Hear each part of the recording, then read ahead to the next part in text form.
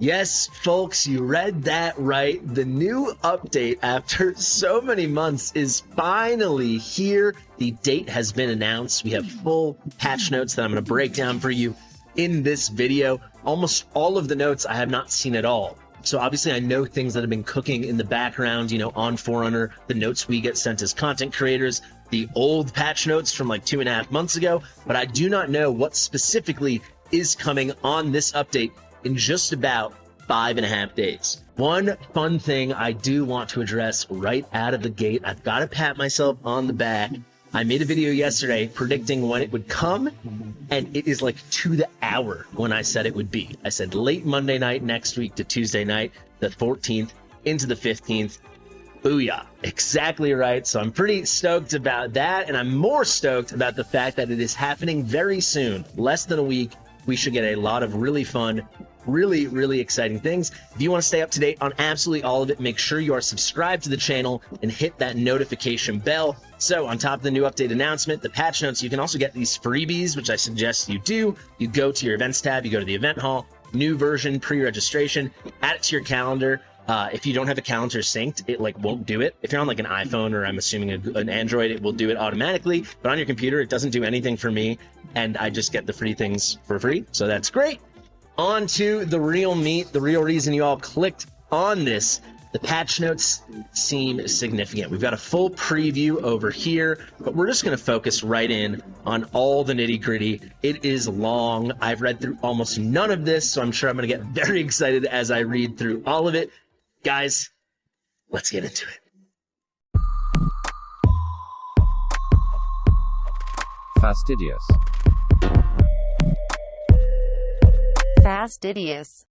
Buckle up, people. There's a lot to go over. Key thing, the update is arriving on October the 14th, 7:15 p.m. Pacific time. So if you're on the East Coast, it'll be at 10:15. It looks like it's going to take 2 hours, so it'll happen kind of overnight, from late night into early morning if you're on the East Coast, the 14th into the 15th.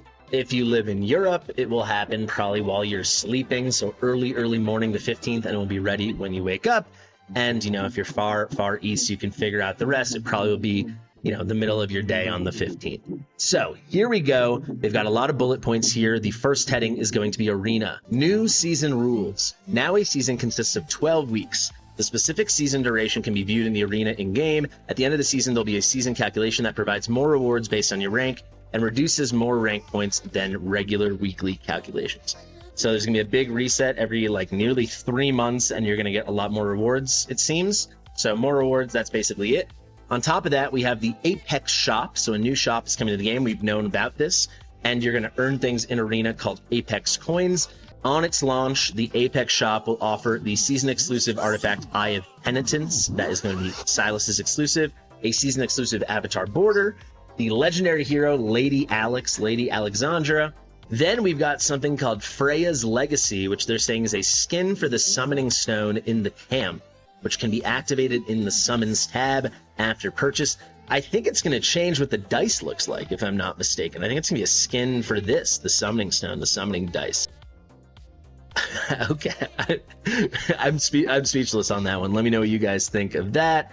Moving right along, anything else? They've got an Apex crystal chest and many other rare rewards. The key prize for almost everyone that everyone will be saving up for is Lady Alex over here. She's going to take not just one season for the vast majority of players to get, unless they change the way they're paying us out these Apex coins. It will take many months. Some people it may take over a year. We'll have exact calculations on that once we have the full information when it's live on Global. I don't want to do any assumptions based on Forerunner. I'm going to wait till 5.5 days from now when it's actually live in our game on Global. But you can see it's pretty good. New feature, bonus point rewards for winning streaks. So you'll get even more points if you go on a nice winning streak.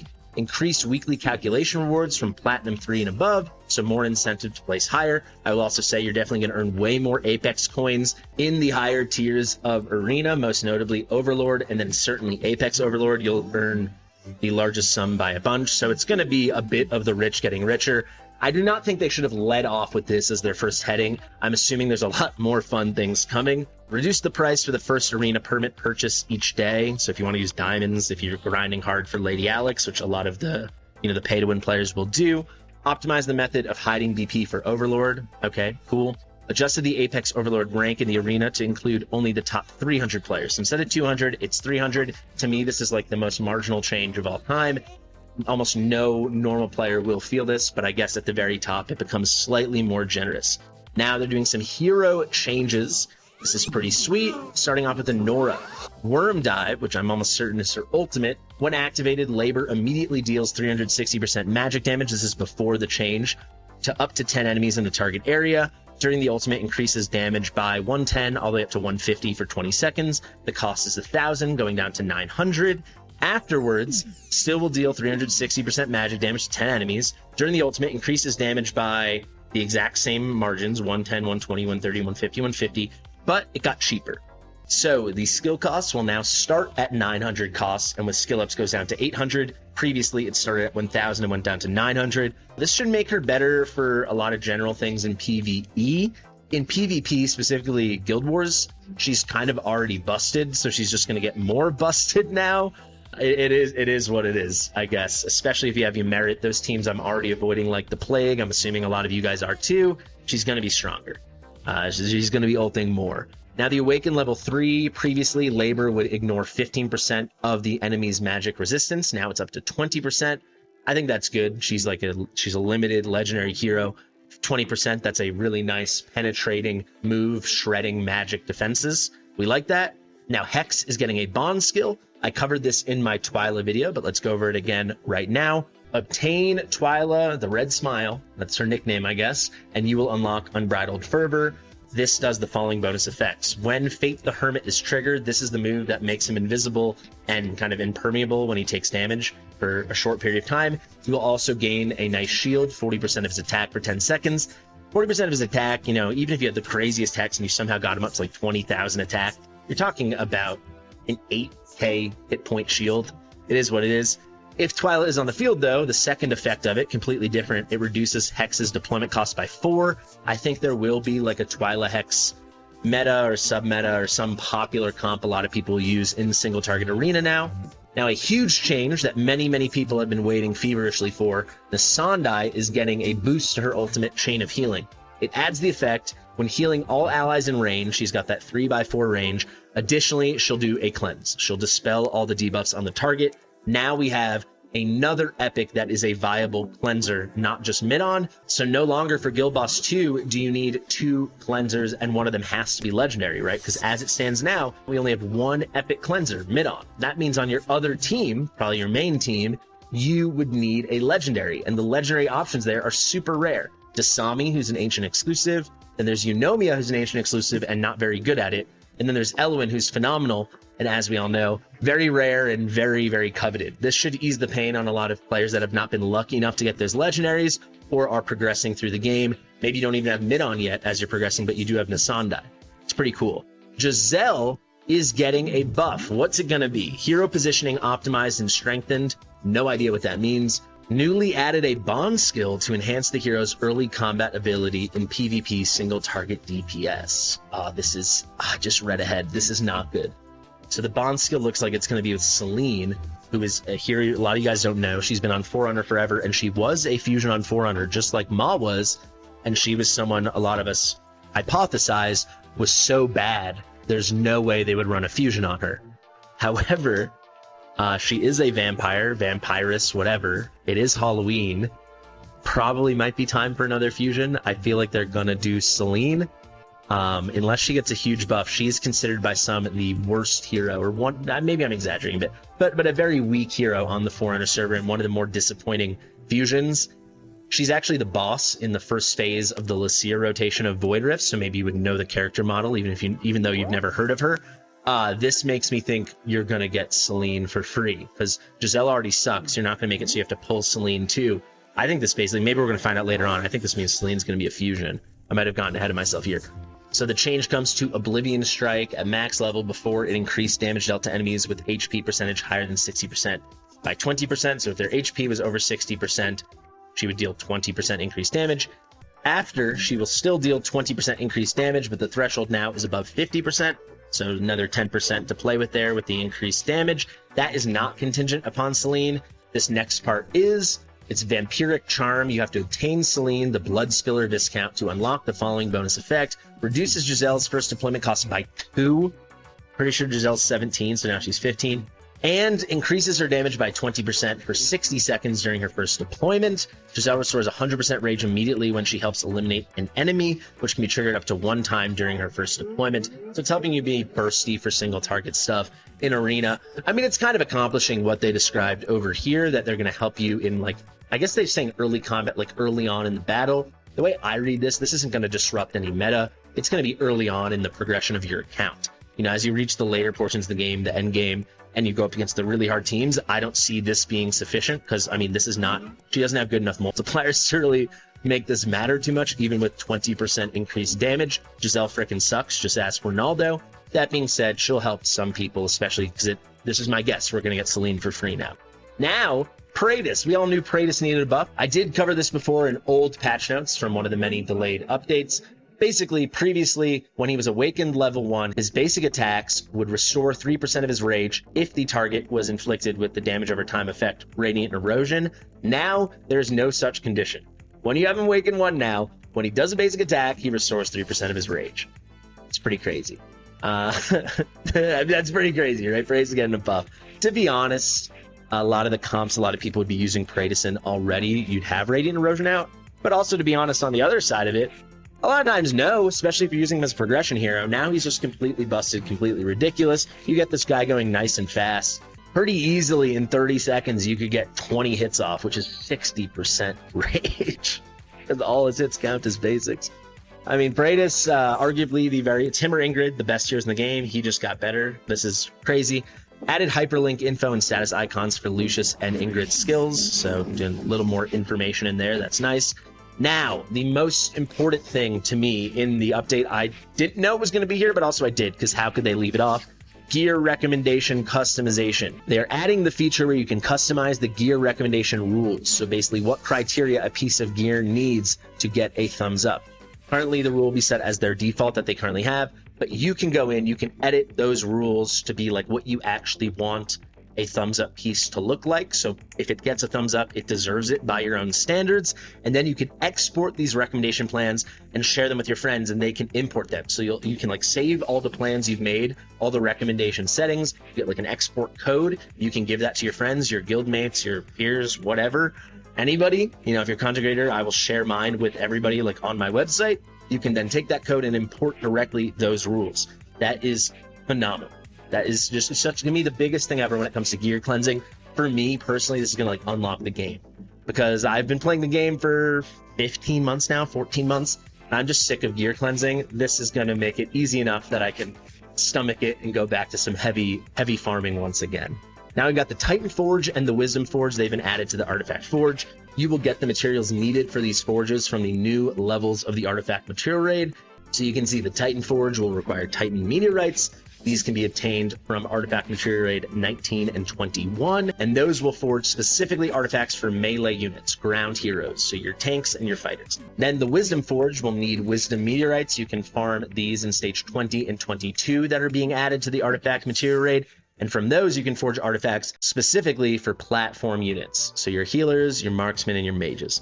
Very, very nice. So they've now added a quick enhance feature. What is this going to be? I don't know. You can now quick enhance the gear pieces through the reward page of multiple auto fights and background fights. That's great. So from like the screen, if you have an auto fight running or background fight running where you're stacking up all the gear when you're gear farming, you can not just click on it to see the substats and then decide if you want to sell. If you see something with good substats, you can quick enhance it right from that screen. And then after seeing how it rolls, you can make the determination to sell it. That also is going to help a lot with gear cleansing. And look at this. Wow, number 4. This is going to help the most. The base storage capacity is getting increased from 1,100 to 1,500, 400 extra spots. That is amazing. A lot more breathing room, a lot more space to work with, especially for those of us that have a lot of good gear all over our accounts now. And then as you update your Pantheon and things like that, the max capacity is now raised to 1,700. That is amazing. So if we look now at my Pantheon is not amazing, but it's fairly well developed. You can see 80, 61, 60, 63. I'm on level 264. as you go through these levels over here, there are moments when you unlock more storage. So over here, when I hit level 240, increases capacity by 50. When you get to 200, increases capacity by 50. I think that's about it. This one's hero capacity. So I've improved mine 100. So now my maximum will be 1600. So the new range is going to be 1500 to 1700. I think that's pretty exciting. We need more space for gear. Gear cleansing is the worst part of like any game like this, I think, for the vast majority of people. So I think it's pretty nice that they're helping us out here. I really do think that's a good thing. Added features of filtering by gear set and sorting by customized conditions to gear plan. Okay, so you can use your gear recommendation settings to actually help with your filtering as like a base, as like a preset thing. That's very good. Added the feature of filtering by gear enhancement level. So maybe you only want to see your stuff that is at least +8 or +12 or something like that. There you go. Improve the smoothness and frame rate of the gear interface. I'll believe it when I see it. Now, stages, the artifact maturity rate stuff we got going on. I'm not going to dive too deep into this because I did a full big video on it already, and I did a full stream in which I went in and beat all of these things on Arcturus's Forerunner account, so shout out to him, go check it out. As soon as this hits global, I'll make guides for all of it, do not worry. But stage 19, 20, 21, and 22, that's where you farm your Titan and Wisdom meteorites. The drops will range from 3 to 12, and then the mithril drops for 19 and 20 will be 8 to 12. For 21 and 22 will be 9 to 14. So not huge improvements, but these do come with a small chance when you're forging in these forges to get exclusive artifacts. So it's pretty nice, and you can target, effectively. The vast majority of players, when they can max it out, will just farm the crap out of stage 22, trying to max out Hex's artifact and Silas's artifact and things like that. Number 2, increase the drop quantity and rate of smoldering scales and sanguine fabric in Gear Aid 1, 2, 3, and the gear dungeons, so Gear Aid 4 and Gear Aid 5. This is pretty huge because they do not drop enough. For a reference, I have never forged a single piece of gear on my account. To be fair, I don't farm that much, more than the average player, but not that much. I'm sitting at only 5,000 of each.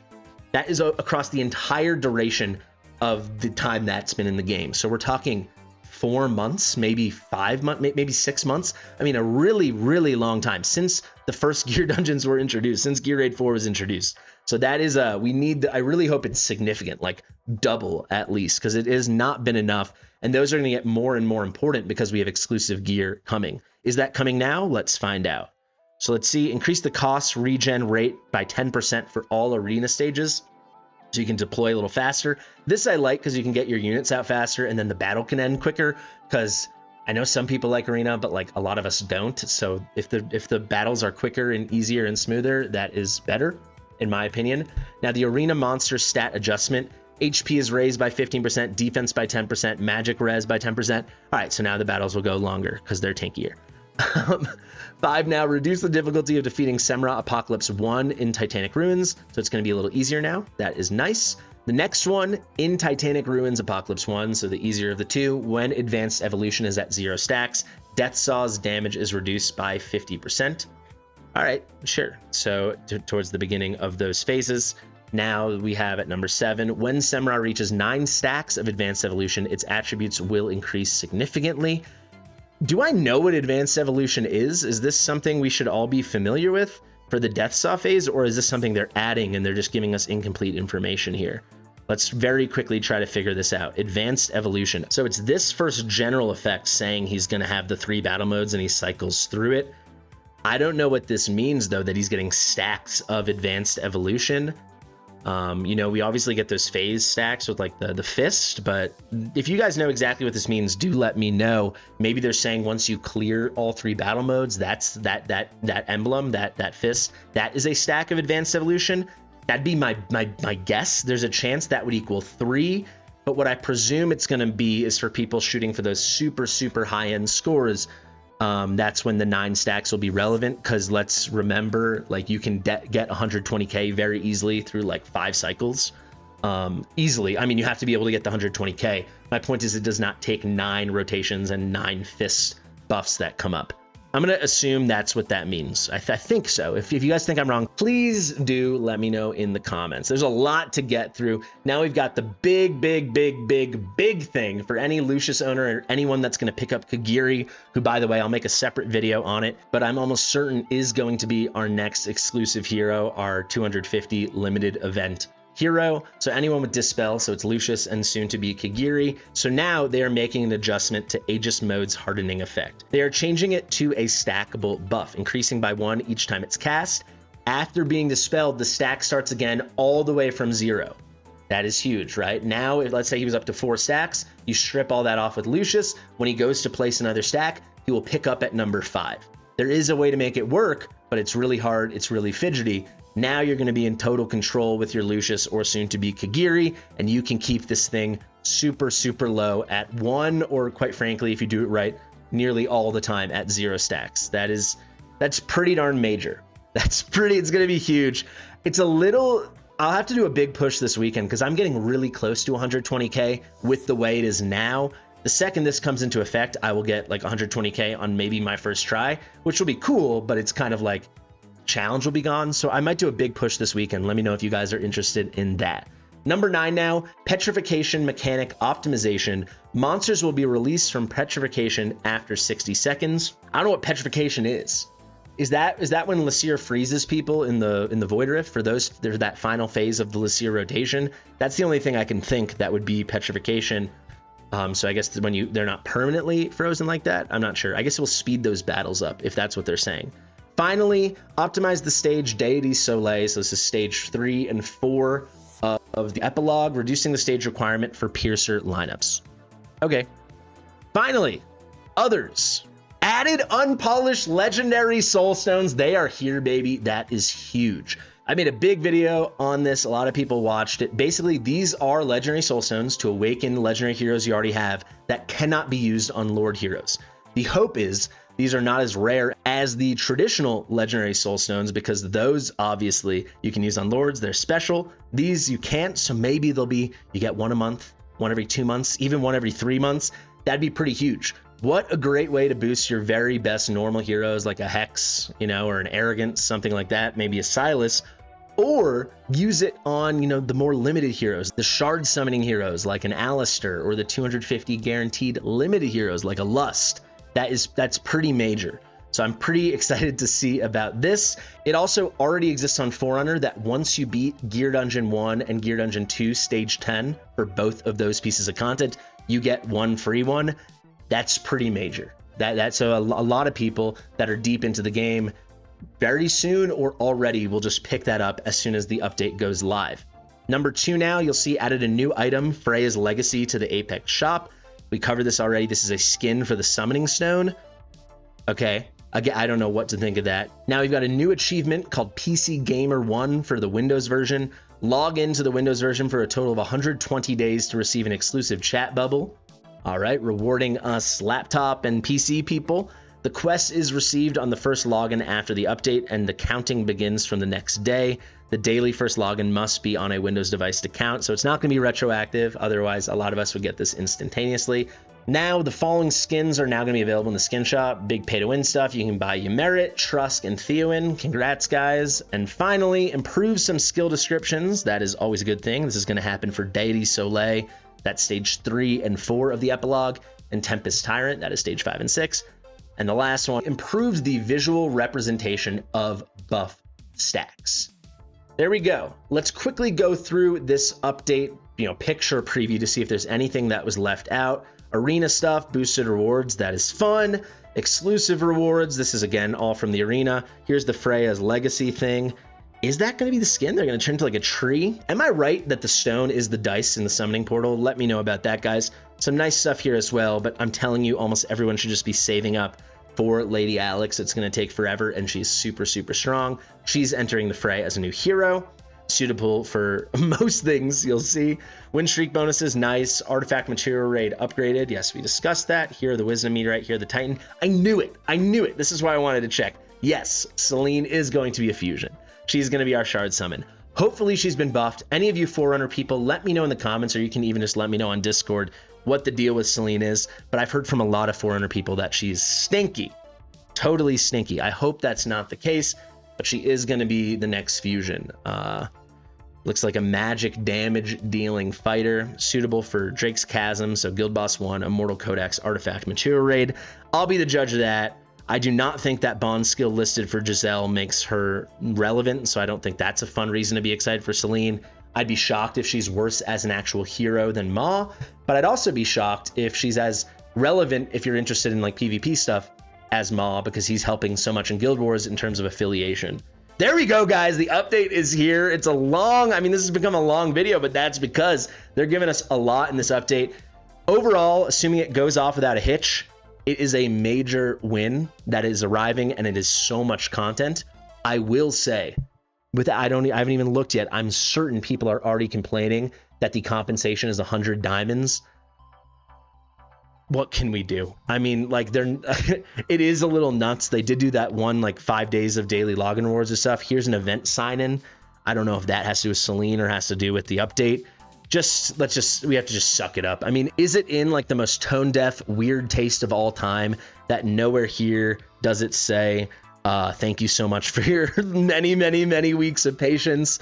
Here's 1,000 diamonds. Yeah, I think so. But also, is it the end of the world? No, not at all. Guys, thank you so much for watching. If you like my stuff, subscribe to the channel, hit the notification bell. Let me know all your thoughts about anything, but specifically the update as well in the comments. Share with your mother. I've been Fastidious. I'll see you real soon. Bye.